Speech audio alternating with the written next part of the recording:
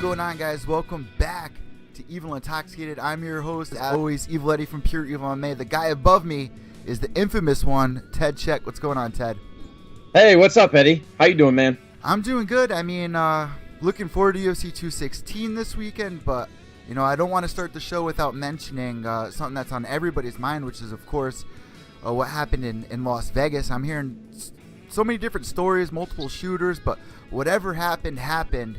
And there are a lot of people affected by this, so I just want to say today's show is definitely dedicated to the people that were affected by this. Yeah. Absolutely. And, as you and I were talking before the show started, that the UFC made a great gesture by donating $1 million to the, I guess it's to the victims, or to the victims and their families. There's a GoFundMe account that it's probably up higher than what I heard earlier today was at $8 million. Wow. Yeah. So I mean, I would think by now it's up higher than that. And then also Joe Rogan, he was doing a show recently and said that he the proceeds from one particular show, he was going to donate also. So it's very nice. Good thing. Pray for Joe, and now Joe's pulling through. So it was kind of up in the air if they were going to do UFC 216 this weekend, and green light means go. So I think this was the right thing to do, Ted. To cancel an event like this, these guys don't get paid except for every couple of months unless they fight. Not only that, that's not the real important thing, but if we didn't have this event, it just shows that this guy really won ultimately in the end. We're putting our lives on pause when really we can look forward to this weekend in celebration. I mean, UFC is located in Las Vegas. This event is going to be in Las Vegas, and hopefully it can bring some smiles on people's faces, something to look forward to. I'm not saying forget about it, but something to look forward to. Right, and we heard a similar message, after September 11th, which is go on with your lives. You know what I mean? The terrorists, and in this case, I would consider this guy a domestic terrorist. That there is some question as to whether he was radicalized in some way, but that's still up in the air. So we'll call him a domestic terrorist at this point. Whether it's the 9/11 or this one, the point of terrorists is to instill terror into the minds and the lives of those who aren't killed, right? So the idea is to not let the terrorists win, not show them that we are afraid, and so then go on with our lives as best we can. And Vegas is a place that never sleeps, but I'm really wondering if people are going to be afraid to, go to this event. You remember there were people afraid to fly in airplanes when 9/11 happened. Even kids were out of school for a month after Sandy Hook happened here in Connecticut. So what's the effect going to look like in Vegas? Well, I mean, I guess, I'm not a security expert, although I in another life, decades ago, I worked as a security officer. But when you look at the scenario, that the venues are totally different. An outside, open air venue versus an enclosed one where they can really keep track of or pat people down. If they want to. I don't know if they have metal detectors at the T-Mobile Arena.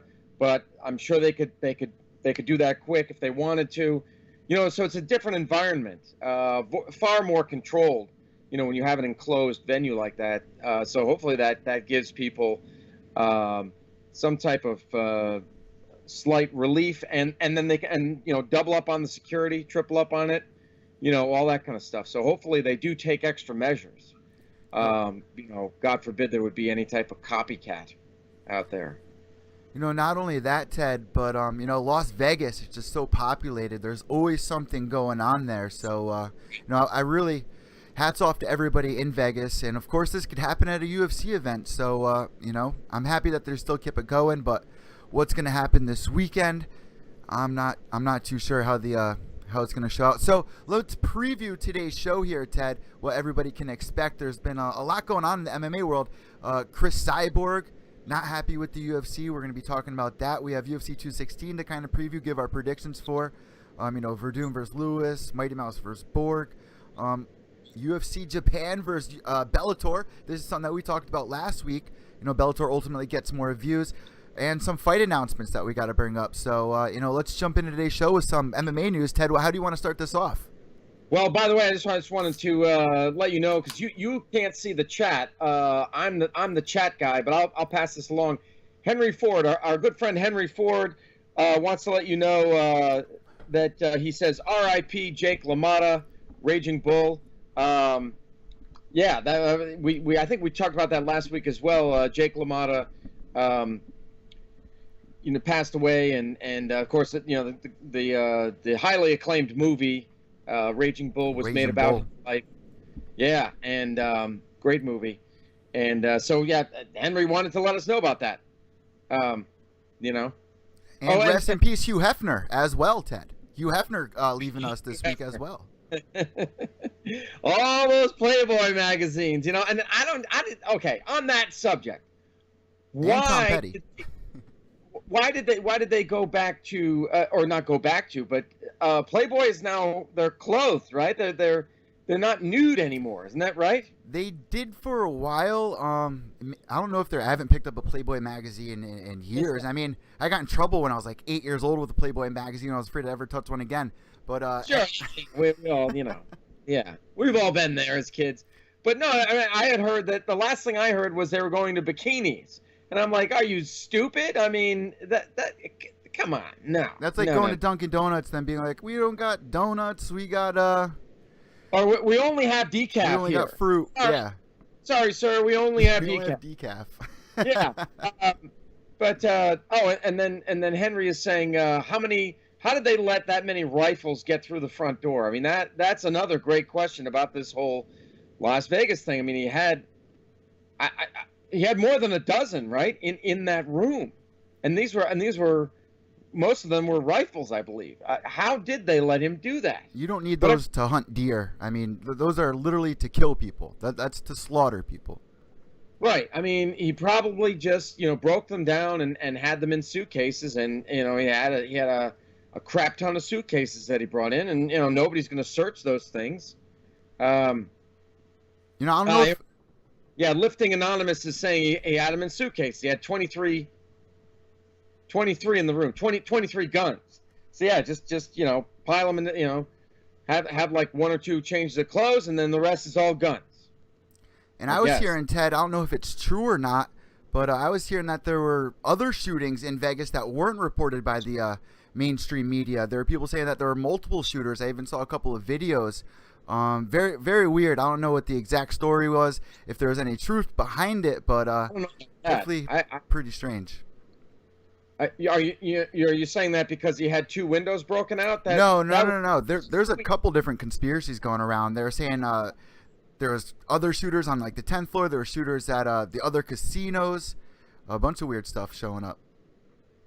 Okay, Truth Inferno is asking, is this live? Yes, it's live. And then he said something about white privilege. That part I don't understand. I don't know what he means by that. I don't like touching on all of that.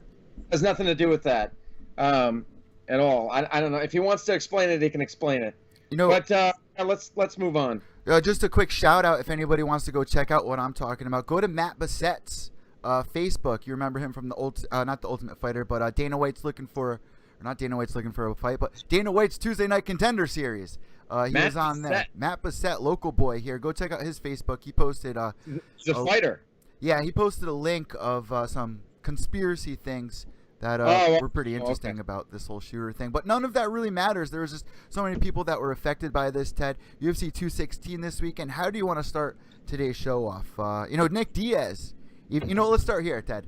I reported, I was one of the first people to report this in the MMA circle. Nick Diaz married last weekend? What? Did you hear about this? I did a video on it. Oh, by the way, Trevin Taylor says, "What's up?" Every show. Every show he was- stops in to say that. So yeah, I did a video on this. Okay, so this girl, I'm not Chloe even gonna- Monster 92 at Chloe Monster 92 for anybody who wants to go check her out. Yeah, I wasn't even gonna. That's all right. Okay, so she claims that she married Nick Diaz. She's showing rings, and she's got a photo. Yeah, she's got a photo of herself or a photo of Nick sleeping on a bed, and it clearly is Nick Diaz. But she's not in the photo. I mean, she could have got that photo. No, she's not in the photo. She is not in the photo. So look, the way that I couched the video was, hey, this may or may not be true. Yeah. And then she later came out with another video saying that she's a really weird girl. She came out with another video saying, oh, I want to be a singer, so I'm just trying to take advantage of Nick's fame. So I'm sure it all. So now that we know that the jig is up, look, if you want to be a singer, go get yourself a record contract or start playing bars or whatever. You know what I mean? Nick Diaz isn't going to get you any further in your musical career. Sorry, honey. Here's the thing, Ted, that I found really weird. Like we're saying, we don't know if this is real or not. So, I did my investigating. Nick Diaz follows her, has been liking her photos for months now, reaching out to Nick. Somebody reached out to him and asked him if he got married. He responded with yes, but then we reached out to her, Chloe Monster, and she said not exactly. And the video was titled Promises. So my guess is that this girl, maybe she's a booty call when Nick's in town. Maybe she's just saving herself just for Nick. Who knows? She's kooky though. She is a kook. And I mean, have you seen the girl that Nick usually hangs out with is beautiful. Yeah. He's got a hot blonde who I guess is his steady. If this girl's the side piece, his steady is smoking. So he's going down a few notches, if you ask me, for this one. But what do you know? I mean, I don't know. Sometimes the crazies are, sometimes the crazies are the good ones. I don't know. Well, it just surprised me. Nate's been with the same girl for 10 years. We all know that. But Nick is always out partying with different girls. Like you said, he's got a steady girlfriend right now. It was just weird that surfaced. I don't know how I got tagged in it. Shout out to one of our listeners for tagging me in Chloe's video to do the report on it. But I don't think there's much truth behind it. It was just weird that Nick follows her. And I don't know. Let me know what you guys think about this on Twitter at evil_echo. That's EVIL_ECCO. Let Ted know at Ted Czech. That's TEDCZECH. All right, Ted. Moving on. There were a couple great fight announcements that came out. I kind of want to start right there. The one fight that came out, and I talked to him, Jimmy Rivera versus Dominic Cruz. Did this surprise you? Were you surprised that Dominic Cruz didn't just wait? Oh, wait for a title shot. Yeah, wait for No Love Cody. No Love versus TJ. He hasn't had a fight since he lost to Garbrandt, correct? So I mean, in my opinion, he needs to work his way back up. He can't just expect to get. I mean, he is still in that. I don't know what his ranking is exactly, but he's still up there. But yeah, he needs to fight again before he gets another shot. So you got No Love versus Dilla Snake, and I think this is a good matchup. I mean, Jimmy Rivera is undefeated. Am I right? Yep. I mean, 20-fight win streak. What's that? 20-fight win streak. Only lost his first fight. Okay, so he lost his first fight. But other than that, all the way through, and so yeah, Cruz is good at the trash talk. He's like, who the fuck is this guy or whatever. He's pretending he doesn't know who Jimmy Rivera is. Jimmy Rivera, you and I talked to him however many months ago. He's been calling Dominic Cruz out, for a long time. For a long time. You have to be hiding under a rock not to know when somebody's calling you out like Jimmy Rivera's been calling out Dominic Cruz. Jimmy even said to us, he was like, I'll retire Cruz like I did to Faber. So that was a headline. There was no way that Thomas Almeida versus Jimmy Rivera, one of the best fights so far this year. Yeah. And Henry Ford saying Cruz versus Rivera. Yeah. Yep. That's what we're talking about. Yeah. UFC 219, December 30th in Las Vegas. It's going down. Still a little whiles away. If you guys want to check the interview out, it's on my YouTube page at Pure Evil MMA, on the Pure Evil MMA podcast as well. So you guys can check that out. Yeah, I'm very excited for that one. I am. I'm stoked for that. But it's not certain. There's no clarity yet that if the winner of Dominic Cruz versus Jimmy Rivera will be fighting the winner of TJ versus Cody. There's no clarity, and we'd have to guess that's next, right? Well, that's a pretty good guess. Yeah, I mean, who else could it be? I guess at this point, that's up there, right? In that bantamweight division, yeah. Right. So yeah, no, it's a fairly safe bet. I mean, unless something crazy happens where Demetrius Johnson decides he's going to want to move up. If the UFC, I don't know, some people are saying, oh, they should disband the flyweight division. Oh God. Just get rid of it. Nope, don't do that. It can't draw a dime. Get rid of it. There's that thought. I'll just throw that out there. Oh, Ben Marhall.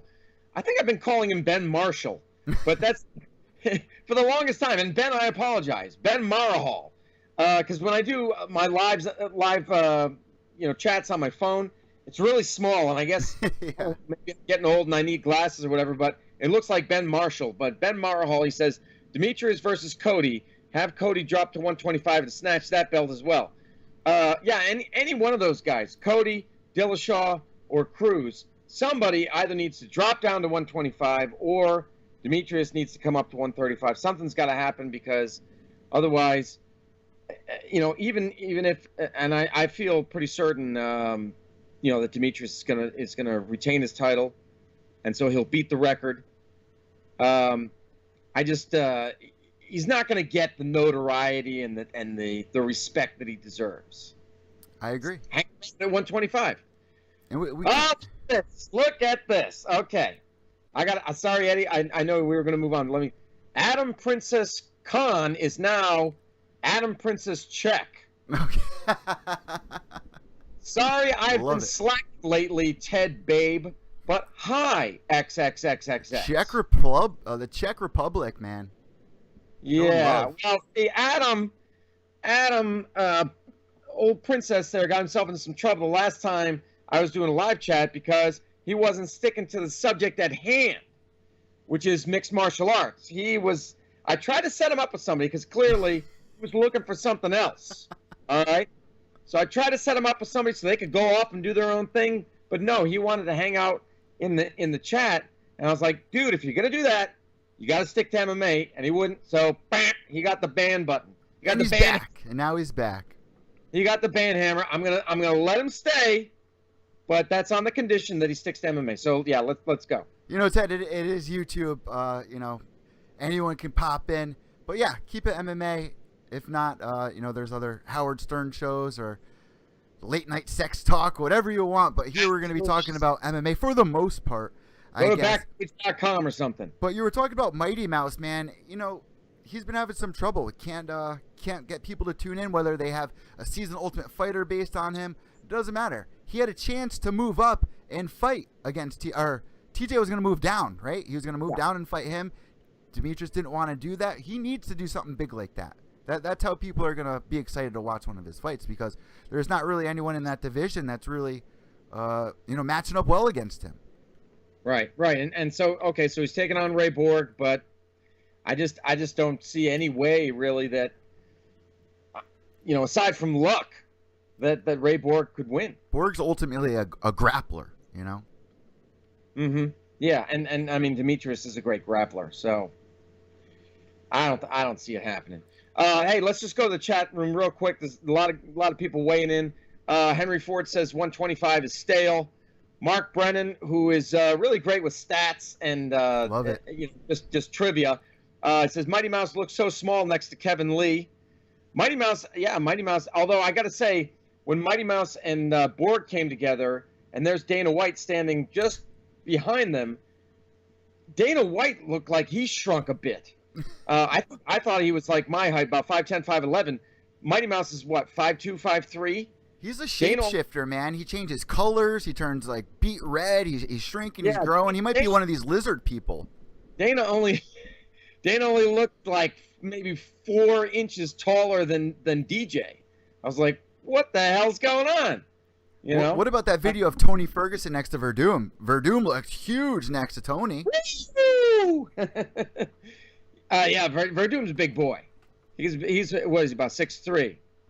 But then when he and Lewis came together, Lewis looked like he had a good about an inch on him height wise, and dude has barn door shoulders, you know, Derek Lewis. But anyway, Orlando's saying, this must be a quote from Tyron Woodley. It's not a race thing. It's not a color thing. It's me kicking your ass thing. That's actually, if Tyron Woodley said that, that's the best thing I've ever heard him say. Yeah. Truth Inferno says if GSP beats Shitping, I guess that's Michael Bisping, Shitping, he's going for the lightweight title. The lightweight title. I mean, well, yeah, geez, I don't know. I mean, GSP regularly fought at 170. Could GSP, do you think GSP could drop to 155? I don't know, because apparently he signed a contract where he does have to defend the title if he wins. So I don't know. Oh, he did 185. Yeah. He can't just go into this fight and win the title and then vacate. Apparently, it's on the contract that he has to defend the title. Because I mean, that's, you know, I mean, look at what happened. He never.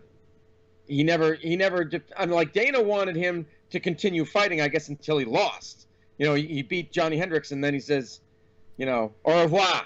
The judges say that GSP won, but I scored that for Johnny. I did too. I did as well. Anyway, just to continue here, JP Bethel, or Bethel, however you prefer, says, what about Perry versus Condit? Any news? Eddie, why don't you tell JP what you told me? Okay, so just about a half hour ago, it broke that it is official for UFC 219. Carlos Condit will be fighting Neil Magny. Now, Ted, me and you were talking about this. This is a safer route, I guess, to say. But then again, Neil Magny, I mean, he's throwing a wrench in the works for a bunch of people like Kelvin Gastelum, Johnny Hendricks, you know, people like that. So is Carlos Condit setting himself up here? Was the Mike Perry fight a smarter idea? What's your thoughts on this, Ted? Do you like this? I like this one better than Perry, because Perry is on a hot streak right now, and you know, I think that I mean, he's just got dynamite in his hands. So with Neil Magny, yeah, you're right. Neil Magny, no slouch. I mean, he had that not so long ago, had that 7-fight win streak. Yeah. Since that time, kind of hot, kind of cold. You know, a little back and forth. So I think for Condit, this is a better fight to come back to the UFC to. With Magny. Magny, you know, if it goes to the ground, Magny is okay with it going to the ground. Perry is more likely to try his damnedest to keep it standing and knock Condit's block off. So I think this is a little bit better fight for, you know, for Conduit, as a lot of people like to call him.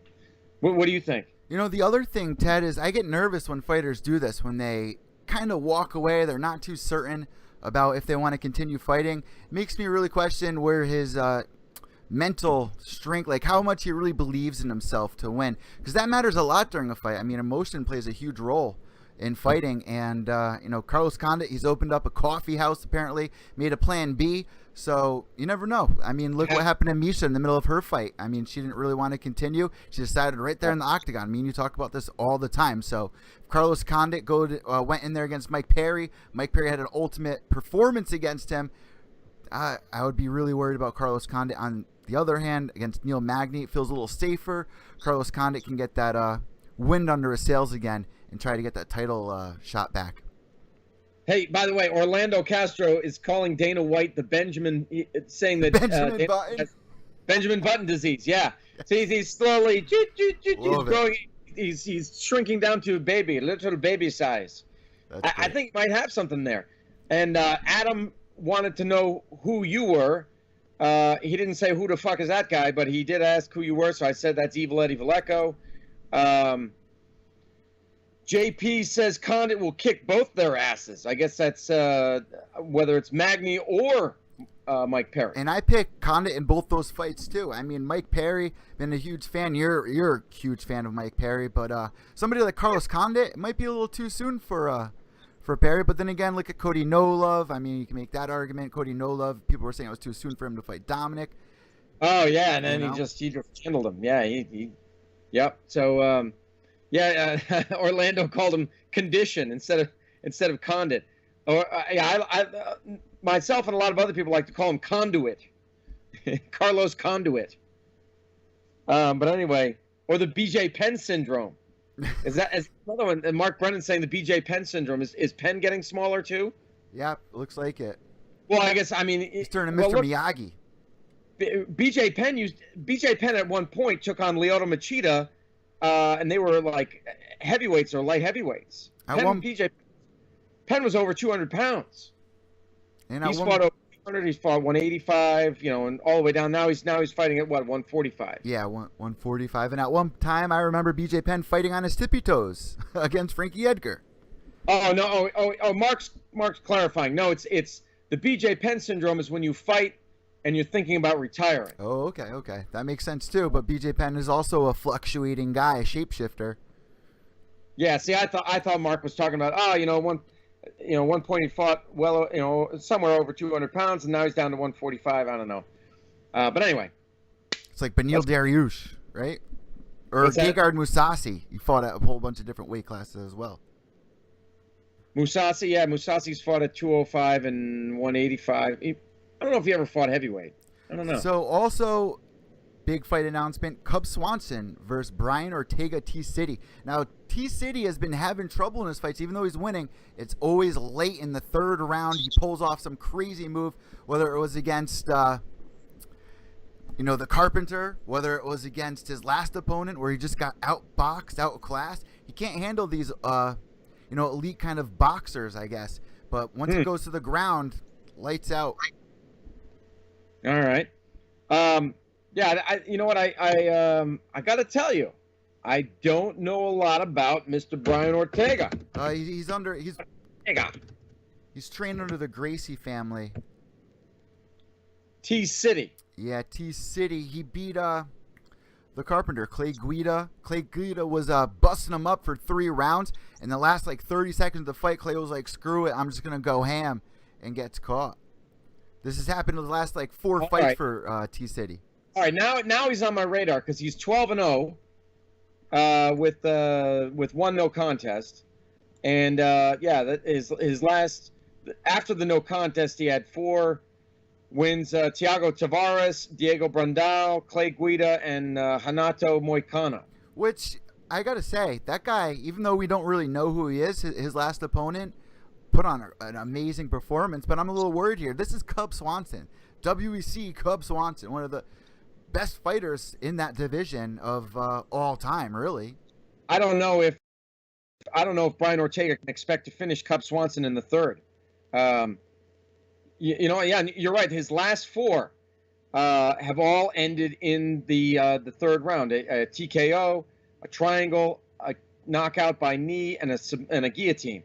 That's pretty amazing. I don't know about in a good way, but that's pretty amazing.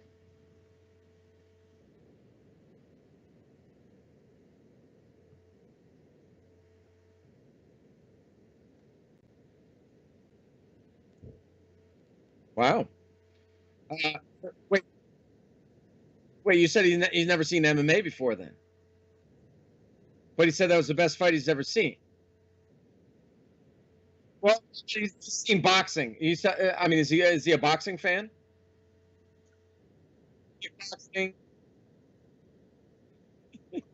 Well, all right. So when he sees Hendo versus Shogun, he's just his mind will be blown if he thought that other one was good.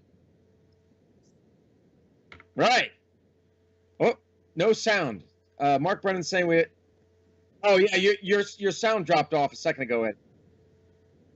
Check. All right, I'm back. You're good now. All right, I'm back. All right, so yeah, that was also announced this week, and Ted moving on. Cyborg versus Holm on hold. On hold, yeah. She's saying the UFC's lowballing her. Crazy, man. Can't imagine anybody balling Cyborg, but no, I'm kidding. I'm kidding. But yeah, she's saying they want to pay her less than her last fight against Tanya Evinger, and I don't understand why. Because Holly is I would consider Holly a far more high-profile fighter than Tanya. I mean, Tanya came in from Invicta. Everybody was like, I knew who Tanya Evinger was. But a lot of people were like, who is this woman? Who is she? I don't know, I thought that was weird. Holly has instant name recognition, so why on earth would the UFC want to pay Cyborg less? It doesn't make any sense, and especially it's a title fight. I mean, Cyborg's ultimately going to be defending the title. This is the fight that they originally wanted to make. I mean, my guess was Sean Shelby was kind of leaning that Holly Holm would beat Jermaine Duran to me. We know what happened with that one, but this is going back, Ted. I mean, Cyborg's not really getting a good deal at all over there with the UFC. I mean, between Reebok not even making a fight kit for her, she's been having a whole bunch of issues since coming over, and it just doesn't make sense why she's not getting a good offer, especially against somebody like Holly Holm. I mean, that's a great headliner. Right. Would it do over 1 million pay-per-views or no? Just that headline alone. What Cyborg and Holm? Yeah, I'd say it would probably draw at least 700,000 pay-per-view buys. Excuse me. I mean, they would have to pair it with somebody else. I think. I mean, have a good co-main event and all that. But I mean, yeah, no, I think that is definitely a main event. And would probably do fairly well. Cyborg has a big fan following, so does Holly. So I don't get it. What girls do they really have? They really only have Cyborg and Joanna. There must be something we're missing here. You know what I mean? There must be something. Does the UFC not think that Cyborg is marketable? I don't know. I don't know what the problem is. But JP's asking, what's up with Conor and Diaz? Yes, I think that's very important to touch on. Yeah, Eddie, I'll just say briefly what I've heard. You tell me if you've heard anything different or whatever. Conor had said, I think this was when he was in Glasgow, Scotland, he was saying that Nate might price himself out of the fight. In other words, he's gonna approach the negotiation table and just ask for the moon. He's gonna ask for far too much money, and the UFC is gonna shoot him down, and he's not gonna budge, and so that's it. It doesn't get made. And then I keep hearing other things about that some people think that is what has happened. I mean, we really haven't heard much. But then I also heard about Conor saying that he would fight Max Holloway. At 155. At 155. At 155. Max is, Conor beat Max by unanimous decision. That was the only decision that he had. Well, up until the second fight with Nate, but in his early UFC career, that was the only decision fight that Conor had, was against Holloway. After that fight, Holloway rips off 10 wins in a row and becomes the featherweight champ.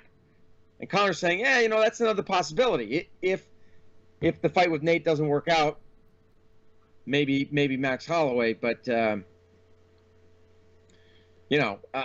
I honestly don't know. I haven't heard anything concrete. Other than Conor said he would fight at 219, but he would have to abstain from any press obligations, which I think is the kiss of death right there. Look what happened to Ronda when she said that. No press, loses. Yeah, I mean they always have Conor doing a lot, and the world tour that he did for UFC 194, Jose Aldo. I mean, it's a lot of work, Ted, but ultimately I really think it's a great idea that he hasn't made a decision yet, that he's waiting for UFC 216 to be wrapped up with to find out whether Tony or Kevin Lee is going to win that, because it's for the interim title. Right, and then there's other talk of that Khabib is going to get the winner of that. You know what I mean? That he would get the winner of Lee versus Ferguson. I mean, I just don't know. I mean, is he okay? I heard he had surgery on his back, maybe. I think it was. Because he went to Germany. And isn't that where Cody They sent Garbrandt went? Yeah. Yep. Cody went to Germany. There's some type of procedure that goes on in Germany for your back. Yeah. But I think, or don't they? Isn't that where the UFC has a? Don't they have doctors there that they use on the regular? Yeah, or something Dana like? White says every time he sends somebody there, they get fixed. So Cody went there, and Tiramisu went there. I mean Habib went there, and Go is saying Go is back. He's saying me and Ted got into a real fight last night. I didn't even know we did. That's I awesome. thought we were. Go and I were on the same side. We were fighting against this other dude. Ted, speaking of, I saw you get into a fight with a dog on your YouTube channel, man. Yeah, K9. Yep. So that was great. You got attacked by what does that feel like? You were in that whole bodysuit for people who haven't seen it. You're in that bodysuit, and what is it? A sniff dog, attack dog that literally pounced on you. Yeah, he's a police dog. It's a true, he's a real canine. He's mainly they use him for drug sniffing. Like they'll take him into high schools, find all the drugs that the teeny boppers have in their lockers. But he also tracks. So in other words, if there's a guy that commits a theft or a robbery and then he runs off into the woods, that they send the dog after him. If he leaves his hoodie or whatever, smell the hoodie and then off he goes. How scared were you when the guy released that dog? Well, I mean, I knew I had would the have been suit. shitting myself. I knew I had the suit and everything, and that was going to protect me to a certain degree. But I knew it would hurt still. Because we did a video 2 years ago where we did something like that. I just had a sleeve on, and with the sleeve on, he bruised me. So I knew what was coming, to a certain degree. But the worst is running away from the dog. He says, "Okay, hold your arms out and just run." Yeah, So it's that thing of something's coming and something's bearing down on you. You just don't know when or where it's going to bite you. That's the scary part to me. That's real scary. But yeah. So Go Kwon-Do. Go is saying Go Kwon-Do saved my life. But and Orlando's saying Habib needs to fight Gaethje. So if Gaethje beats that's a great question. That's a great question. If Gaethje beats Eddie Alvarez. Eddie Alvarez. I love how you say that. Eddie Alvarez. Holy crap, he's got to be pissed. If Eddie Alvarez, if Gaethje wins against Alvarez, should we match Gaethje up with Habib? That's a great matchup. I think. How about you? Yeah, I definitely agree. I mean, I'm looking forward to Justin Gaethje's versus Eddie Alvarez. I mean, they're coaching the Ultimate Fighter right now. Justin Gaethje's just put on one of the best performances I've ever seen for a UFC debut. I mean, can you name another UFC debut that was better than that? Not that I can think of off the top of my head. No. It's absolutely crazy, man. So yeah, I would love that. But the thing with Habib is he was out for 2 years, and this whole thing. I mean, you can't get yourself too excited for it. Ring rust. Yeah. Henry Ford is mentioning Frankie Edgar. Frankie Edgar versus Max Holloway was just announced as well for UFC 219, I believe. It's 218, right? 218? And their main event. They're the main event. Hold on, I'll look it up. Or Mark Brennan will have the answer before I will. And then I heard, Ted, that Jose Aldo possibly fighting Darren Elkins. What? Really? Or is he going to be fighting? I heard other rumors that he was going to have a rematch with Lamas. Another rematch with Lamas. I would take that. I would take that one. Yeah, okay. Holloway versus Edgar is the main event for the featherweight title. And then we've got, that's the same card as Overeem and Ngannou. Yes. And, all right, so since I mentioned that, Reem says he's promised he'll get another shot at Stipe. He's the number one contender. He'll get another shot at him if he beats Ngannou. Meanwhile, you got this guy, not this guy. We all know who Rico Verhoeven is. Rico Verhoeven, the Glory heavyweight kickboxing champion, is is all over Overeem saying I'm going to beat you. I'll beat you in the cage. I'll beat you in the ring. And supposedly they're trying to negotiate with him to get 2 fights there. One Overeem and Verhoeven in the Glory Ring, and then in the Octagon. Rico would have to come over to the UFC. Overeem was even saying it. I mean, what's really the point of Overeem going over there to fight when he's a #1 contender over here? I mean, you got to do what Gokhan Saki did and come over to MMA and try your luck out. I mean, Gokhan Saki, contender of the year for knockout of the year, in my opinion. It's only his second MMA fight. I mean, jeez. There's another UFC debut. I would put Gaethje at #1 in recent memory. As far as debuts you were asking about, Gaethje at #1, Gokhan Saki as like second best UFC debut. I was talking about it on the podcast earlier today. When Gokhan Saki throws a punch, Ted, it looks like he's drawing a gun. I mean, he swings it from almost behind his back, like he's almost like pitching a baseball or something. It's like from the hip. Yeah, shooting from the hip. It's weird. All right, Adam is asking me, am I ignoring him because he's Indian or because he's gay? And my answer would be neither. I'm ignoring you because you're not talking about MMA. I mean, so come on, Adam. We're going to go through this again. Anyway, so back to what we were talking about there.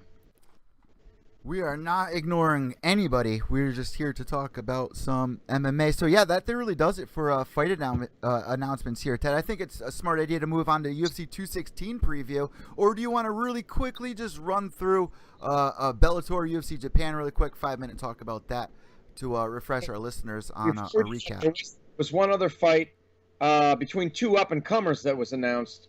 Drakkar Klose versus David Teymur. Oh, man. David Teymur.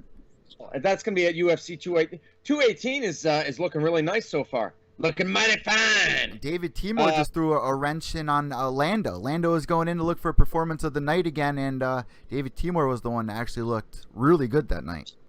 Out groovy Lando. Yeah. And Drakkar Klose is the guy who beat Mark DeCasey. Everybody was like, "Whoa, Mark DeCasey," and Klose shut him down.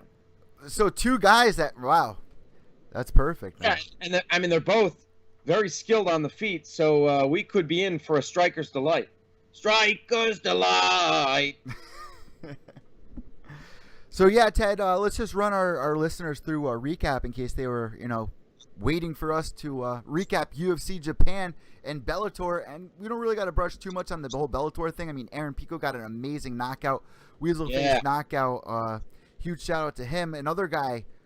Brand new to the MMA scene, has a boxing career, wrestling career. Now, another fight of the year contender here, knockout of the year. I mean, we got 2 knockout of the year contenders last week between UFC Japan from Gokhan Saki and Aaron Pico, and these are 2 guys new to our sport. Yep, absolutely. I got. Okay, so Go is asking. Well, let's. Go has a question about Chuck Liddell, but let's just finish this topic first about the UFC in Japan and Bellator 183. So I really want to mention, if we're going to mention anything, when we brushed on Gokhan Saki, but Ted, I'm going to pat myself on the back here for this one. No one picked Claudia. I mean, no one picked Jessica Andrade, except for your boy right here, who said, I think Jessica Andrade can put an end to Claudia. And, man, she went in there. She had robotic arms. I mean, they're just not stopping. People were saying, is it performance-enhancing drugs? I don't know. I mean, she just looks really good since she changed weight divisions. And to do that to somebody like Claudia Gadelha the way she did, super impressive. But then again, she lost to Joanna in horrible fashion. So, I don't know. See, since both of them have lost to Joanna, I can't tell them apart. Like, they're like the same person. Claudia and Jessica. They're like the same person. They're both Brazilian. They both have long brown hair and shaved. Don't they both shave the sides of their heads? What is that with Brazilian women and the shave the side of the head thing? I don't know. I love it though. Nunez does it too. I can't tell them apart. They're like the same person. They both lost to Joanna, But anyway, Orlando is trying to match me up with somebody. He's saying I got to fight a guy named Terry Silver. And then he's like, no, who's Terry Silver? I know, of course, Daniel LaRussa. That's the Karate Kid. What about the Slum King? Have you ever heard of the Slum King? He calls out Cody Garbrandt. He's called out Conor McGregor. Have you ever heard of this guy, the Slum King? Oh no, I know, no. That's yeah, but his name is not Terry Silver. No, yeah, I'm saying there's a guy out there that does call people out, like this guy's trying to set up for you. Oh, I see what you're saying. Yeah, that guy is The Slum Matthew King. Klein. Yeah, Matthew Klein Cater. Matthew Klein Cater. But it's not Slum King. It's similar to that, but it's not Slum King. So yeah, it's something similar to that. I call him I didn't make this name up. Somebody else came up with it. Swallow King. Swallow King. That's not his nickname is something else, but it's similar to that. But we call him the Swallow King. What was I just calling him? The Shallow King? You call him the. I don't know. You call him the Slum King. The Slum King, like the Slum Lord. Yeah, the Shallow King. I think that's it. I can't even remember what it is, but everybody calls him the Swallow King. The Swallow King. That's great. Because that's what he likes to do in his spare time. But anyway, and so Orlando is then saying I should take on the Karate Kid Daniel LaRussa, a.k.a. Ralph Macchio. I could probably beat up Ralph Macchio without a problem. Yeah. We're gonna headline that then. He's ancient, isn't he? I mean, I'm 47. He's like probably a good 10 years older than me. I don't know. Karate Kid, 60. I have no idea. I haven't seen him. I don't even know what kind of shape he's in. I mean, when's the last time he was in a movie? I mean, when's the last time you really saw that dude? Oh, Smokey Rockwell's asking, what's up with this Alan Ngalini guy, the 42-year-old ONE FC fighter? Yeah, he's a dude from, I think he's from Cameroon, absolutely shredded and muscular, like both. He's probably about 225 pounds, but he's like Bobby Lashley. Yeah, kind of a slightly smaller than Bobby Lashley, but equally, I mean, just as cut. So anyway, yeah, people. I mean, he's 42 years old, but so there's some people saying, "Oh, is the guy on the juice?" I mean, I think, he clearly the guy is very skilled, right? Like it's like a taekwondo, spinning this kick, spinning. Does a lot of spinning shit, but I would, of course, my reaction is, I bet he's shit on the ground. So ONE FC. Not the biggest organization out there. Probably can't get a skilled ground guy to come in and take care of this guy. But I'm really happy that you brought that up, because it really seems this year we're learning that outside of the UFC, I mean, there are some top contenders, like elite contenders, that can probably bang with the top 10 in the UFC. Ben Askren was trying to make the argument for years. And now even seeing Roy Nelson go over to Bellator and have trouble not being able to finish a fight. Mm-hmm. Oh, Eddie, your volume cut out again.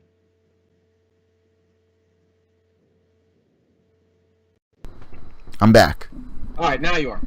But making the argument that not all of the best contenders are in the UFC for every division. We're seeing people in Bellator, Roy Nelson having a problem not being able to finish fights. Benson Henderson, that was just on this card, losing for the third or fourth time since going over to Bellator. I mean, ONE FC, who knows what the talent level really is over there, but Well, with Ben Henderson, since you bring that up, I mean, to me, he got a couple of lucky breaks in the UFC. There were a couple of fights. He's a decision machine, right? And that's the problem with decision machines is sometimes it doesn't go your way. You know what I mean? As Dana White would say, never leave it in the hands of the judges. You fight every round as if you're going to finish. Yeah. You fight every round like you're going to win. You're not a boxer where you're going to take off a couple of rounds or whatever. You're fighting every round to win. But Ben Henderson is a decision machine, and sometimes it doesn't go your way. You got a couple of breaks in the UFC, Bellator, not so much. I don't know.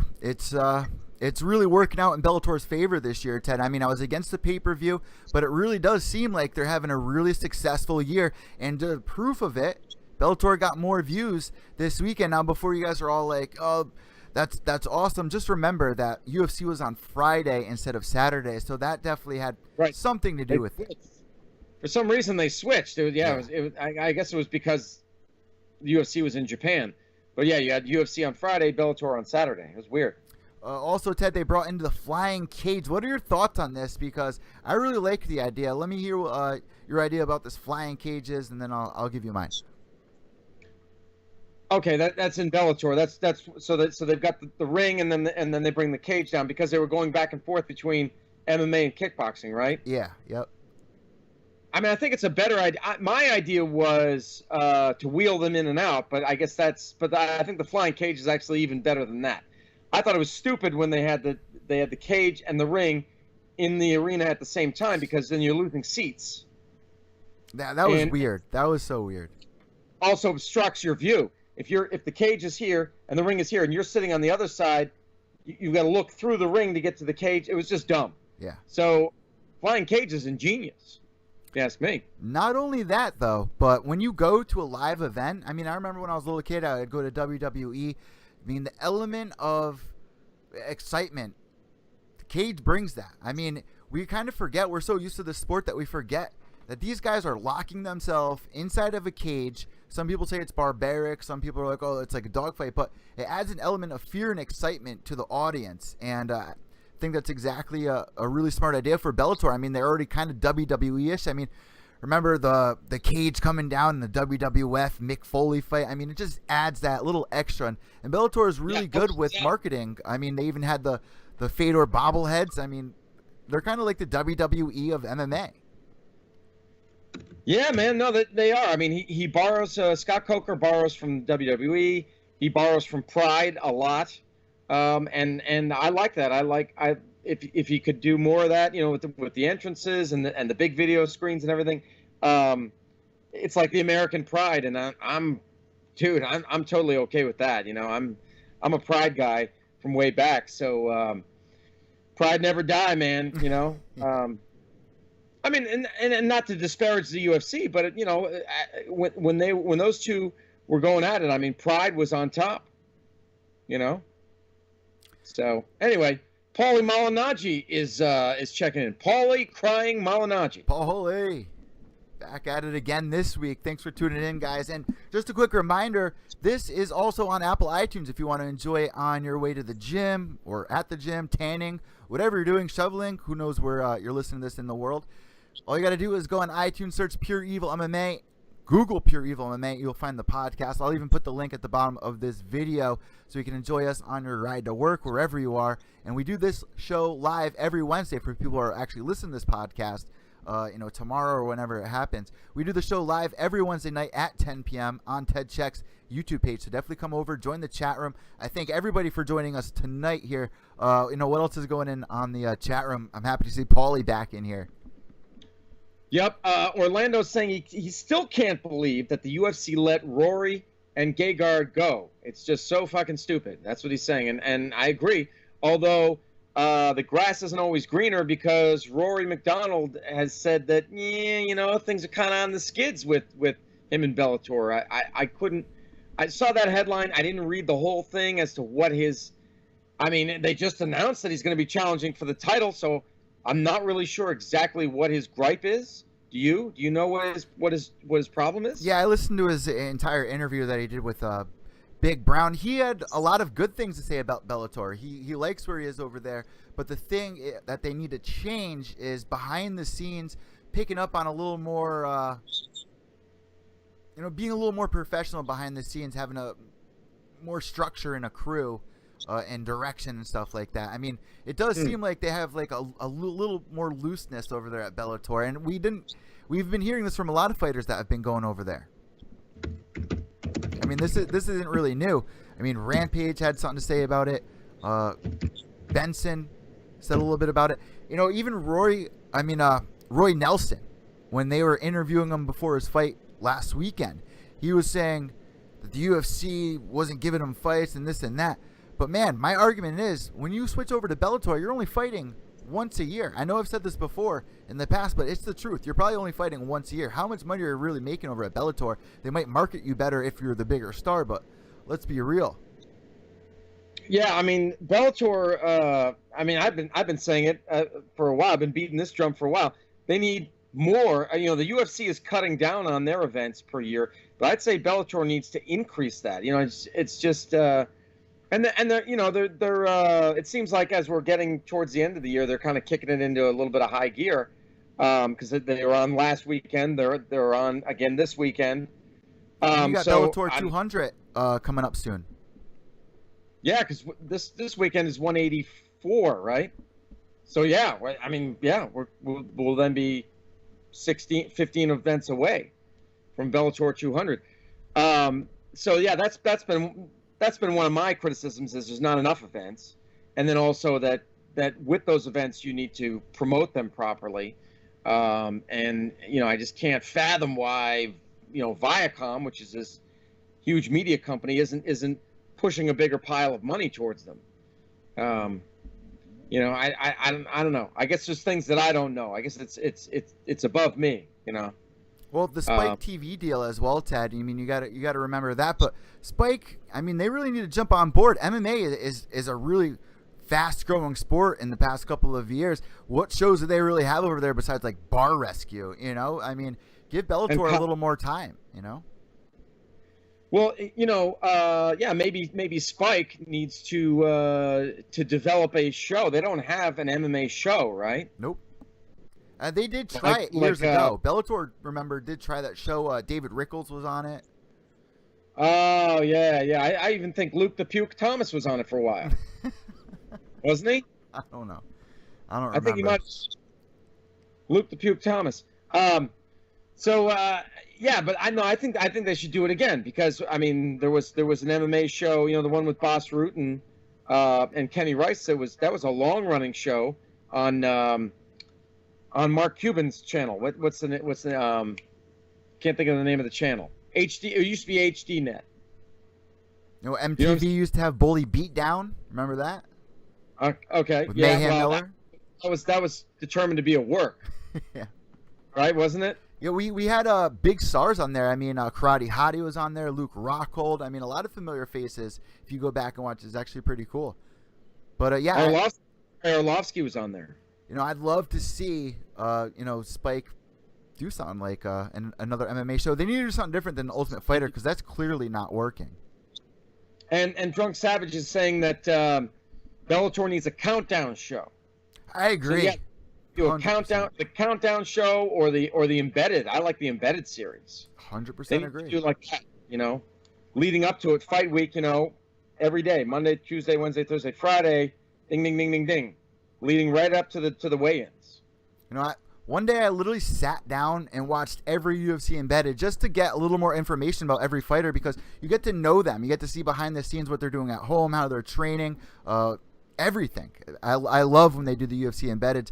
Bellator, I'm surprised they haven't done that. I mean, they're on the side of marketing with like the WWE, like I was just saying. I'm surprised they haven't thought of these ideas. I mean, come on. I mean, sometimes they do videos, right? Sometimes they do promo videos, but they do weird promo videos. Yeah, like there's one of David Rickles of him as a little baby with a beard, and they do some weird ones.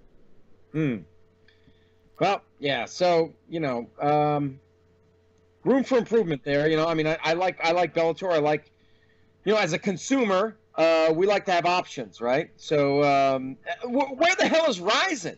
Yeah. Where is Ryzen? I mean, those guys need to get on their shit. I mean, I guess they have another card coming up, but I mean, there really hasn't been much about them. I had really high hopes for Ryzen. I mean, New Year's Eve, man, that was one of the best cards of the year for Ryzen. Mm-hmm. Yeah. But since that time, what have we had? Not a whole lot. I'll still never forget the what's that girl's name? The big girl. Gabby Garcia. Gabby Garcia. I mean, she was fighting that 55-year-old woman. She was running into the ropes back and forth. I was like, what the hell am I watching? That's all they match her up with is Japanese grandmas. And it's all about the lady that screams. Everything about Ryzen. They need more. I agree, 100%. Yeah, that's Lene Hart, the screaming pride lady. Love it. All right, so Ted, moving on, UFC 216 is going down this weekend in Las Vegas. You ready to do this? Yes, I am. All right, so Tony Ferguson is going to be fighting Kevin Lee. First off, I got to ask, Ted, who's your pick here? I mean, without looking too deep into it, when this fight was announced, who came to mind? Did you really see and have their hand raised at the end of this? Tony Ferguson. Why? Why Tony Ferguson? Because he has more experience. I think that he has superior striking and grappling, although as in submissions. But I would give the edge in wrestling to Kevin Lee. You know, we haven't seen Kevin Lee in a 5-round fight either. There you go. That's another good point. And I mean Ferguson, I think his chin is better. Kevin Lee, you know, some people, not everybody, but some people, you touch him, you get him right on the button, and boop, he sits down. Well, wait, Ted. Wait. You say that, but let's not forget about Lando Venata stepping in and almost finishing Tony Ferguson out of nowhere. Okay. Yep. No, that's true. That's true. I don't know if Lee is up on that level of Lando is a good striker. I don't know. I don't know if I mean people are speculating. People are wondering, you know, about Tony's chin, but we've already with Lee we've seen it. You know, that it really doesn't take a whole lot. I mean, you've got to be precise. You got to get him just right on the chin, but you know he seems a bit chinny. Not only that, look at the level of competition. You were just saying that, you know, Tony has more experience. He's fought some of the toughest dudes in that division. Right, he has. And so people are saying, how is it that Kevin Lee deserves this? You could argue he talked his way into it. Well, you know he also beat Trinaldo, who was on a 9-fight win streak. Okay. Remember? And then he beat Michael Chiesa, who I guess was at number 10 in the rankings. And everybody else was out or was already matched up. So there he goes. And you know, people are calling him like the poor man's Conor. Like he's swagger jacking Conor. And do you see him today at it was the media day, so you know they had the face-offs. He's got sunglasses. He's got a red bandana. He's not wearing a shirt. He's got a black leather jacket on. He had Are you describing the character from Grand Theft Auto? Yeah, it was a black leather jacket, but it had a hood, and he had camo pants that I guess were like what do you call them? Like they're bibbed or you know, like a jumpsuit or not a jumpsuit, but you know what I'm saying? Like overalls. He had camo overalls, but he flipped the top down. So it was like a loincloth hanging right in the front there. Yeah, he pulled it off, though. Like, he needed more, and a gold chain. Like, he needed more shit. The Motown Phenom. You know, he needed more shit. Like, he needed more.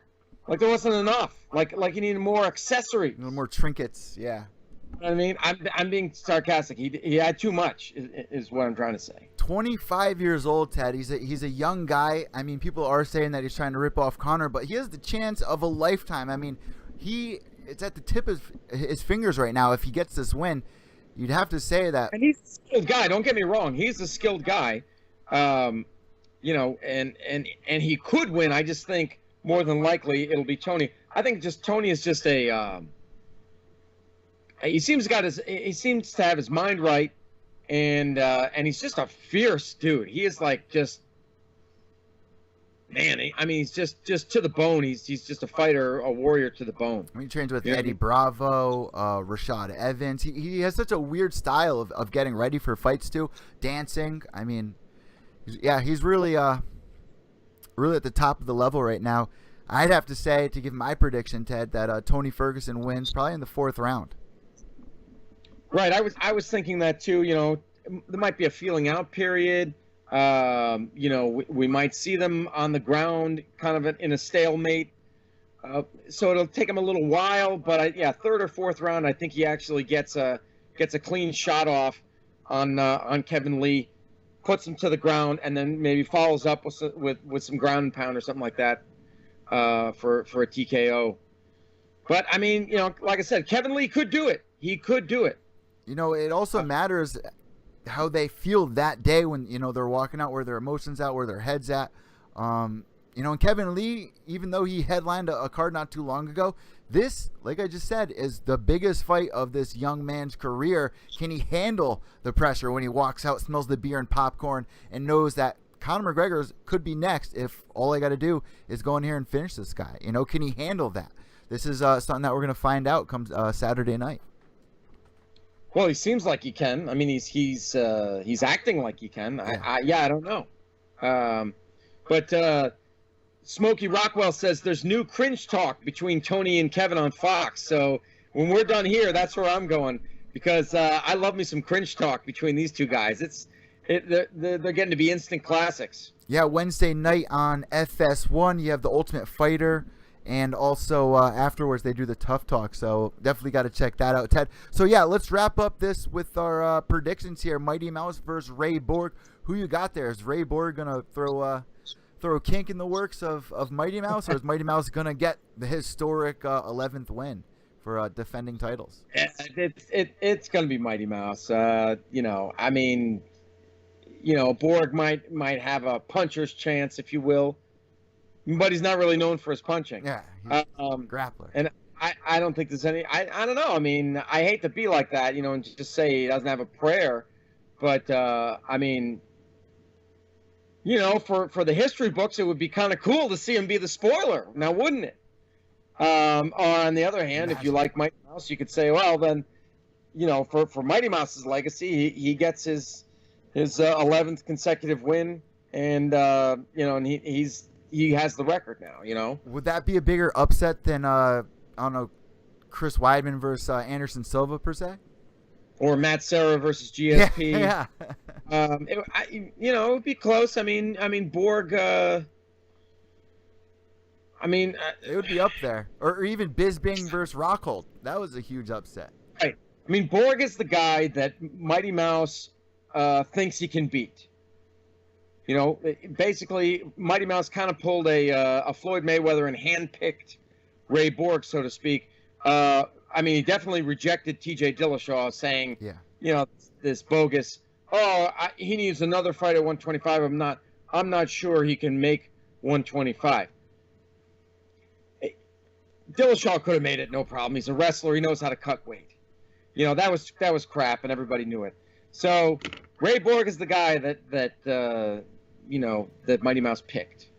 So I have to say at least 80 or 90% of people will pick Mighty Mouse to win this fight. Yeah, so it would be a huge upset for sure.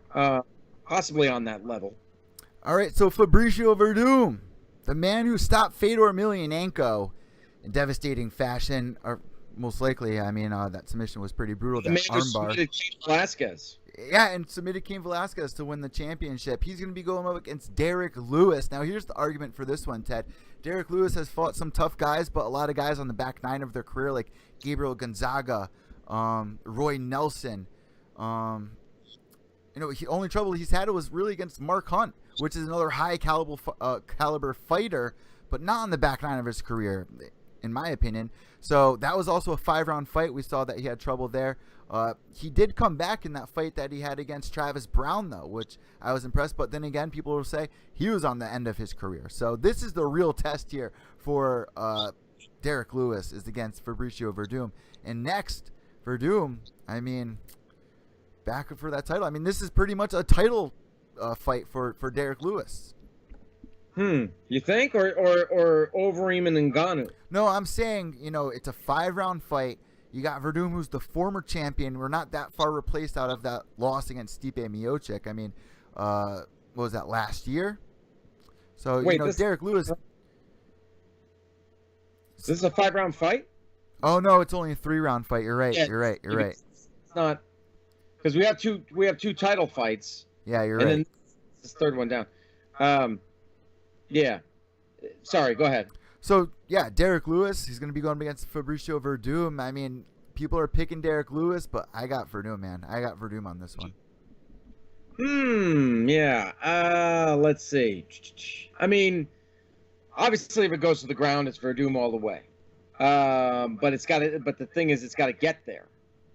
And Verdum, I had previously praised him as far as his, saying his striking had vastly improved over the years. He trains with Rafael Cordero in California at King's MMA, and thought that Cordero had done wonders for the guy. But then something crazy happened when he fought in Brazil, and he came at Stipe like like that, and Stipe was like bang, and that was it. You chased him around. What happened to that great striking? He just like threw it out the window. So I'm a little bit apprehensive now about Verdum, and so I'm kind of leaning toward Lewis. All right, yeah. Yusuf is leaning towards Lewis. I think Ann has Verdum. I mean, it's really a pick'em here, especially this weight division. Anything can happen with one punch. Derek Lewis definitely has the power there, and like you said, if Verdum can get it on the ground, we all know what's most likely going to happen with that. Right. I mean, I can kind of see it going either way. It's kind of a coin flip. You know what I mean? If it stays standing, it's Lewis. If it goes to the ground, it's of course Verdum. The crazy thing is Derek Lewis is always throwing kicks. I mean, this is a guy, a huge dude. Somehow he's throwing these wheel kicks and shit. It's just fun to watch. Derek Lewis. I saw a video of him recently. I mean, the guy was moving really well, hitting pads. Now this is hitting pads. It's not obviously, Ronda Rousey can look good hitting pads, and then she gets in the cage. It's a different story. But no, he looked really good, really smooth, quick, precise, moving around like a welterweight, Derek Lewis. So that's a good sign for those of us who think he's going to win. And it's another thing that makes me worry, Ted, is that he was just talking about retiring not too long ago. He's had like 5 fights in the past 14 months. Oh, Derek Lewis? Yeah. Plus he's been helping out with hurricane victims too. Yeah, kudos to him for doing that. With his big old rig truck. All right, Ted, moving forward, what other fights do you want to predict on this one? What else do we got? Well, let's see. Those are the top 3. Yeah. There's 2 more. A women's flyweight bout. I'm not sure why they put this one here. Neither one of these women have Wikipedia pages, which to me is the barometer. Mara Romero Barella and Kalindra Faria are in the main event, or on the main card. Did they feel that they just had to put a female fight on the main card? Because otherwise I see no reason why. They don't even have photos on UFC.com for them. Oh, okay, sorry, there was a glare there. I was like, what is he doing? Yeah, so other than like, oh, well, we've got to have women on the main card. No, you don't. Now, if they don't, I mean, let's have it be a meritocracy. If they deserve to be, then great. But Tom Duquesnoy and Cody Stamann should probably be there, or you could put Will Brooks versus Nick Lentz. How about Bobby Green versus Lando Venata? You know what I'm saying? Any of those guys. Yeah, I wonder why they put that on the main card. You're right, Ted. That's weird. It boggles the mind. So yeah, Duquesnoy, I'm looking forward to him. Gary Hughes versus Evan Dunham. That's a fun fight. That closes, or that starts the main card. Bobby Green versus Lando Venata should be a good one. I'm going for Lando on that one. Bobby has a great shot though. I don't know. Maybe I might pick Bobby.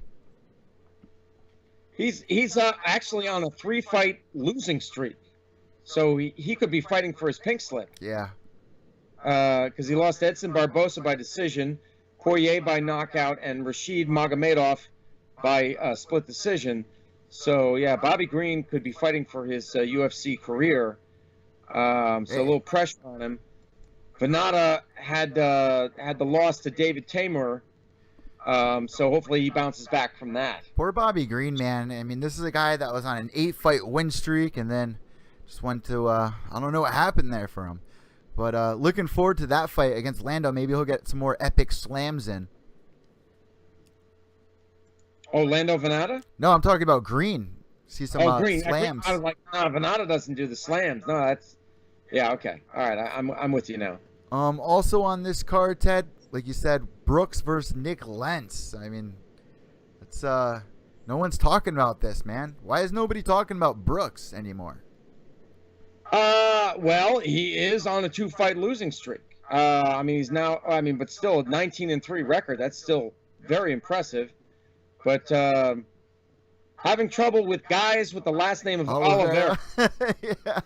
Plus Alex Oliveira by knockout and Charles Oliveira by rear naked choke. So at least he gets somebody who's not named Oliveira. He beat Ross when he came What's over that? here. He beat Pearson when he came over here, and then after that, just nobody was talking about him.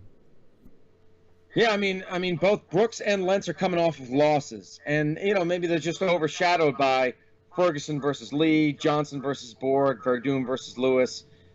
Just overshadowed by the other guys on there, and well, one of them's going to come away with a win, so that'll be a good thing. Yeah, I'm going for Brooks to win that. I mean, Nick Lentz got some pretty solid kicks. And, besides that, every time I think of Nick Lentz, I think of him starting beef with BJ Penn. So I can't ever get that out of my head.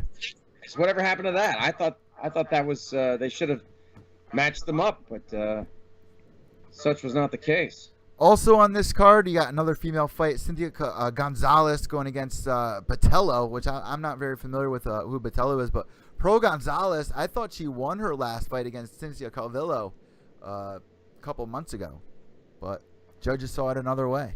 So Pro Gonzalez has another chance to go in here and make another splash, but she definitely needs a win. Harris versus Godbear on there. I'm probably going for Harris. Yeah, he's let's see, 2-fight win streak. Beat Chase Sherman and Cyril Asker. Godbeer's been around for a while, hasn't he? Yeah. 12-3 record, coming off a win over Daniel Spitz. Yeah, he's English. He's the hand of Godbeer. Yeah, because he spent a lot of time at or a few fights in Bama, which is a UK-based promotion. So yeah, we'll just have to see on that one. I don't really know a lot, other than he has 9 wins by knockout. So I'm going with Harris on that one. You're going with Godbear? Yeah, I'll go with Godbeer. Sure. So then just to wrap this up, guys, the rest of this card, we got Moraga versus Bibulatov. I'm going with Moraga there. Leites versus Tavares. That's an exciting fight. Very low on the card. Probably going for, wow, I don't know. Tavares. I'm probably leaning towards Tavares here as a chance to break top 15 if you can get a win over Dos Leites. Yeah.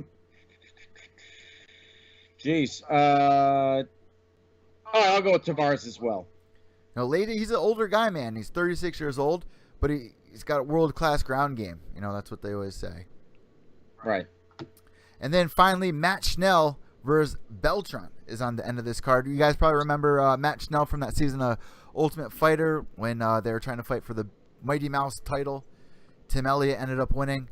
Probably, I don't know, man. Beltran's 8-6. Matt Schnell's 10-4. I've got the chance to interview Schnell before in the past. I'm probably going with him. See, like that's the thing. This kind of makes sense with what you were saying earlier. There's nobody. Here we got 2 other guys in the flyweight division, but I don't know if anybody's familiar with these guys. That they're not. And I'm not saying everybody in the division has to be like a well-known name and have a stellar record, but I mean, Mighty Mouse got to do something. Well, you know what? Can't just keep fighting guys that no one's ever heard of and that he's sure to beat, because that's not the pathway to being exalted as one of the best ever. Well, we also have Little Pettis coming up the ranks right now, and not to mention Dustin Ortiz, which everyone is forgetting about, who's coming off the quickest knockout in flyweight history. That was just a couple of months ago. So, there are a couple of names, but I totally agree. Mighty Mouse needs to do something. He needs to figure this out, man. Yep. So we will find out in just a couple of days. That gets us to the end of the show. You know what we like to do, Ted? We'll take like 1 or 2 questions from the chat room. All right, let's see what we got here. Uncle Hank says we're pretty cool guys for East Coast dudes. Represent. So we appreciate that, Uncle Hank. Thank you. Let's see what else. Let's see. AJ versus Derek Lewis. Yeah, Anthony Johnson. Anthony Johnson is apparently in talks with the UFC to come back as a heavyweight, which he did fight one time before as a heavyweight. He beat Andrei Arlovsky in World Series of Fighting. But I guess the whole weed thing isn't quite working out the way he thought, maybe, or I don't know what. He was doing a bunch of different things behind the scenes, like football, NASCAR, the weed thing with the CBD, which I think is very smart. I mean, for any fighter to definitely have a plan B, looking at this whole CBD thing, which big news this week that WADA is going to be making it, they're taking it off the ban list for CBD. Right. Help inflammation of the brain and stuff like that.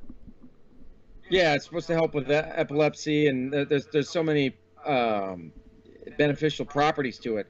And I'm not a fan of people using marijuana if they're then gonna. I mean, it can impair you. So and it can also enhance certain things for fighters. So I agree with it being on the banned list, but this CBD is something entirely different. It's a different strain. It's a different cannabinoid. It doesn't have any THC in it. It actually counteracts. CBD actually counteracts. Like if you smoke too much weed and you take a hit of CBD, it'll help your high actually go away. Oh, okay. So there's many beneficial properties to this CBD. It doesn't get you high at all. So I'm in favor of it. Yeah, it like fills the receptors or something like that. And the first time a lot of people heard about this, Ted, was when Nate Diaz, after his fight, was just up there smoking the vape pen. And people were even saying that he was going to get fined for that, this and that. So we really got to thank Nate Diaz for opening the eyes onto that subject, because it's definitely a touchy one. Oh, Go says he has a new video coming out for us to study. So I'm very interested to see what that could be. One of them was Bruce Lee with Go's face on it, and I suggested.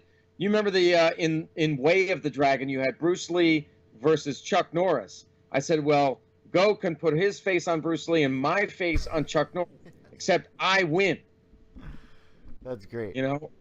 Yeah. Who is that? MMA Ghost? No, his name is Go, like G-O-G-H, Van Gogh. Okay. The artist. Yeah, we got to check that out for sure. Definitely tag us on Twitter with that one, because I definitely want to get down. And guys, if you are listening to this podcast or watching the video cast, please follow us on Twitter. This is where we do most of our engagement in the MMA community. If you want to know the breaking news, Ted's always covering some of the latest videos. So definitely follow us on Twitter at evil_echo and at Ted Czech. Ted, one more question. Well, M24 says that Anthony needs to take care of his weed shop. And then Drunk Savage. Wait, here's something that right. I didn't know about this. Drunk Savage says, "What's up with DC being pissed off at Rumble?" That I did not know about. I have no idea about that.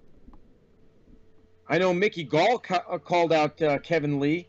Mickey Gall said this week he'll fight Kevin Lee in a gym, like no holds barred, like they don't even have to do it in the cage. He's like, I'll just fight you in someone's academy or whatever. That would be an interesting fight. He's pissed at him. Mickey Gall's a lot. Go ahead. Mickey Gall's a lot better than we originally thought. I mean, coming in with the record that he has, fighting somebody like CM Punk, but then, man, he's been pretty impressive lately. So I would be interested in that, but Mickey is not quite there yet. I mean, you got to work the game a little more. I mean, Kevin's been pretty active lately. Last time Mickey Gall fought was against Sage Northcutt, which was 6-7 months ago. And then Sage disappeared. Sage disappeared with the Diaz brothers. We're waiting for Evil Sage to come back. Evil Sage, yeah, they've corrupted him. Yeah. No, but Gall's matched up. Gall's fighting Randy Brown. That's right. That's right. That was announced 2 weeks ago, I think. But yeah, I have not heard about this whole DC thing. I know that DC made a post on his Twitter asking the fans who they wanted to see him fight, whether it was Gustafsson for a rematch against Gustafsson, or if it was against No Time Volkan Oezdemir. And if the fans voted for the Ooze. The Ooze. Yeah,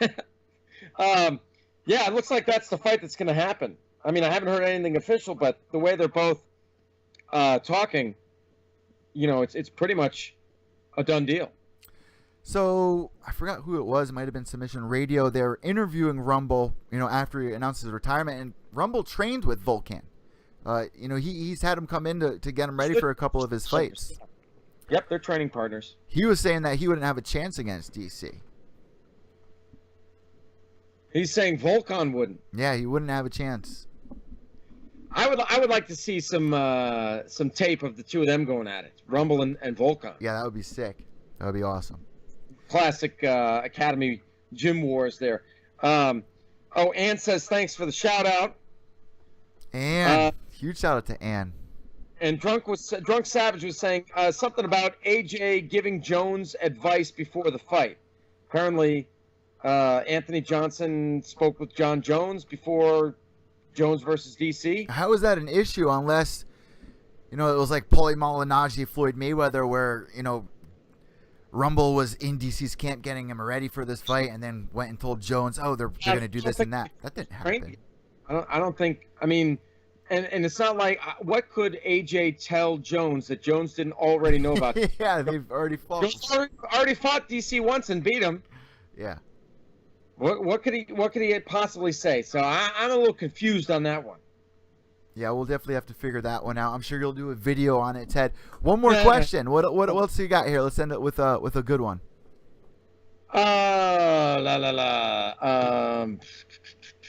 Hold on. And really quick, I just want to give a shout out to Mike. I mean, Ann has been taking care of him. He hurt his back or something like that. So I hope if you're watching, man, I hope you're enjoying. I hope you get better soon. And for everybody out in Vegas, our hearts go out to you. Everybody that was affected. This week's show was dedicated to you. So I hope that you're able to, not get your mind off of things, but enjoy your night for what it's worth. Indeed. I was just looking for another for any comments here. Ann says Volkan. I guess No Time's got her vote against DC. And Volkan's saying 2 minutes. He needs only 2 minutes to knock out DC. He'll knock him out in no time. So stupid. It's just so stupid. I know. I don't know. I kind of like it. It's growing on me. It's growing on me like a cancer. It's like WWE stuff. You got to have the walkout song. You got to have the catchphrase. Right. You got all that. Yeah. Yep. Mike says thanks for the get well wishes. Bisping's going to be on Conan tonight. That's true. I actually just reported that. That's going to be going down probably now or in the next half hour here. Yeah, I don't know. I would think I don't know what time he starts. 11:30, something like that, maybe. It's on reruns. They replay it right after it's over, so you can catch it. But nice. I'm sure that's going to be a funny one. Conan's actually part owner of the UFC. I don't know if anybody knows that. He's part of WMEIMG. That's right. Yeah, there's about 20 of those people as celebrities that all got a little piece. Yeah. Ben Affleck, right? Yeah, a bunch of dudes. And Conan's had Nate Diaz on before, Conor McGregor, so Dana White. Oh, didn't Mark Wahlberg say that he was going to sell his piece to Conor or something like that? Thought so.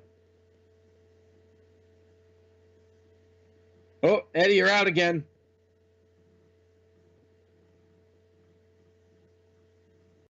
I'm back, and I'm back. Yeah. All right, so very last question. Let's make this one good. JP Bethel says Oklahoma boys are coming, Ted. I don't know what that means. Watch out, Ted. Watch out The for those Oklahoma OKC boys ones. are coming. You got the Sooners knocking on your door. Like a new crop of fighters, like the Dagestani fighters invaded the UFC, or Oklahoma boys, or led by Brian Bosworth. Who are okay? You remember the Boz? You don't remember the Boz? Yeah, of course I remember the Boz. He got busted for steroids. He was huge in college football. Came over and he was on ESPN when he was in college. Blonde hair. He's a football god. Oh, okay. Matt Grice's boys. Matt Grice was isn't he the UFC fighter who was also a police officer and he got in a terrible accident? I don't know. Yeah, and he had brain surgery. Wow. If I've got the right guy. Maybe JP can tell me, or I'll just. But yeah, guys, such a crazy week this week. The whole Diaz getting married. We got UFC 216. We just had UFC Japan and Bellator. So like we were saying a couple weeks ago, it's been a slow year. It's picking up, Ted. And I do have to say I'm looking forward to the next couple events that we got ahead of us, like Madison Square Garden, Bisping versus GSP. That's an amazing card. Eddie, I was right about Matt Grice. He was expected to face Jeremy Larson in 2013 at UFC 166, but was forced out of the bout after sustaining serious injuries in a September 8th car accident in his home state of Oklahoma, and that was while he was on duty as a police officer. That's awful to hear. Yeah, because I remember seeing photos of the guy, and like the side of his head was caved in. I mean, that was just. I don't know what his maybe it sounds like JP might know him or know of him, so I don't know if he says Matt's scarred up but he's doing well, so that's great to hear. That's amazing news. There's been so many close calls in MMA, but people like Cowboy, or even Daryl Horcher. He was just in a horrible motorcycle accident after his fight with Habib. Right, but he's recovered. He's got a fight coming up. I didn't know that. Yeah, I'm pretty sure. Hold on, it's just. Between Lando and him, man, just two guys that really came out of nowhere. Horcher, I think he was undefeated at that time. Really gave Habib a run for his money. Then again, Habib was returning after 2 years, and you know how that all plays out. So, but a huge shout out to him. Matt Horcher doesn't have his own Wikipedia page. We got to Daryl change that. Horcher. Daryl Horcher. Oh, why was I saying Matt? Because I was thinking of Matt Grice. Did you said Matt Horcher first? Did I? I thought I said Daryl Horcher. Oh, maybe you did. Matt Schnell, Matt Horcher. I'm making guys up. Matt Horcher. Who is this Matt Slum Horcher? King. We're making up a whole bunch of people tonight. Slum King. Horcher, let's see. Horcher is expected to face Scott Holtzman December 9th at UFC Fight Night 123. How about that? That's in Fresno, California. Headlined by Cubson Swanson. Cub Swanson versus Brian Ortega. Yeah, so like I said, Ted, we got some cards that we can look forward to. Hopefully this year will end with a boom. It's really depending on UFC 216. Who's going to win that? Is Conor going to be coming back before the year's over? We're going to have to wait and see. We'll get all those answers to you next week on Evil Intoxicated. So make sure you tune in to episode number 60 next Wednesday night. Thank you guys so much if you're listening to the podcast on iTunes or podbean.com. Make sure you're following us on Twitter at evil_echo. That's EVIL_ECCO. Make sure you're following Ted at Ted Czech. That's TEDCZECH. And guys, go follow the Facebook page. All you got to do is type at Evil and Intoxicated, and you can check out all the latest episodes, all the links for the podcast. It's all very simple to find right there. You can interact with me and Ted, ask questions on Facebook. Ted, thank you so much for coming back on tonight and having an amazing episode once again between CT and Pennsylvania here on Evil Intoxicated. East Coast Yes, represent. Sir. Yeah. All right, so Ted, what videos did you release this week that everyone can go check out after they watch this, and then we'll get out of here. Hold on, I'm just writing something here. Let's see. I had just today I did a video about this crazy thing I found where this dude in Rio de Janeiro decides he is going to try to rob a store, but it turns out it's actually a Brazilian Jiu-Jitsu academy. So you see him walk out off the street, and there's a girl at the counter, and he chats her up for like a second, and then he just suddenly there's a turnstile. So he like vaults over the turnstile, and then he runs, and he runs off camera. 2 seconds later, he's out the door again. Why? Because he's got all these BJJ guys after him. They're like, oh, they're running after him. It's hilarious. It's like a barrel of monkeys just gripping at you. That's great. Yeah, they're hopping over the turnstile and running underneath it, and oh my God. So yeah, I got that, and let's see what else here. And then the show is some throwback weird and wacky news. Remember we used to do the weird and wacky news at the end of Weird news? Yeah, we used to do that. Yeah. I had MMA hoaxes. That was the Nick Diaz getting married, and then there was another thing that was like I forget what it was. It was like another thing where it was kind of a hoax. Oh, the first ever Boston Crab. What's up with that? Was that real? I don't think that. I don't know. I don't know if I could believe that. I think it was real. I think it was. And it was a local show. It was a smaller, a lower level show, full contact contender out of the UK. So in those local shows, you get guys that maybe they've got maybe they're like 5-1 or 6-0 or whatever against guys who maybe have never fought before. And I think that's kind of what we were looking at here, kind of a mismatch. And so it's just the way that these two guys wound up, and the one dude, he had mount, but he had back mount, but he was flipped around the other way. So he just reached down and grabbed the guy's legs and just sat back. Walls of Jericho. And for people that don't know what the hell the Boston Crab is, just go watch the WWE. That's basically, it's a WWE move. That's like doing the Stone Cold Stunner in the middle of an octagon or something, Actually, I mean, we've seen other things. We've seen, like pile driver type moves in MMA. We've seen other pro wrestling, but the Crab actually has its roots in catch wrestling. Believe it or not, it has its roots in catch wrestling. Josh Barnett, right? Catch wrestling? Yeah, catch wrestling was what wrestling was before it turned fake. So late 1800s into the early 1900s, when you'd have guys that would be standing up there like at a carnival, taking on all comers, and Joe Schmo from the crowd could come up and try to wrestle the guy, and these were wrestlers who really knew what to do, takedowns and throws plus submissions. So a lot of these submissions that you see now, they had names for back then, like we think the Kimura, oh, that's a Brazilian Jiu-Jitsu move. Well, it's also known as the double wrist lock in catch wrestling. See, it was, yeah. So anyway, that's what catch wrestling. Knowledge on us, Ted. So that I had no idea that's where it came from. Boston Crab is a catch wrestling move. Errol Hawani had no idea on Monday. He was like, where did that name even come from? Ted Czech's got the answer. How about that? Yeah. Hawani doesn't know. He doesn't know anything. He doesn't.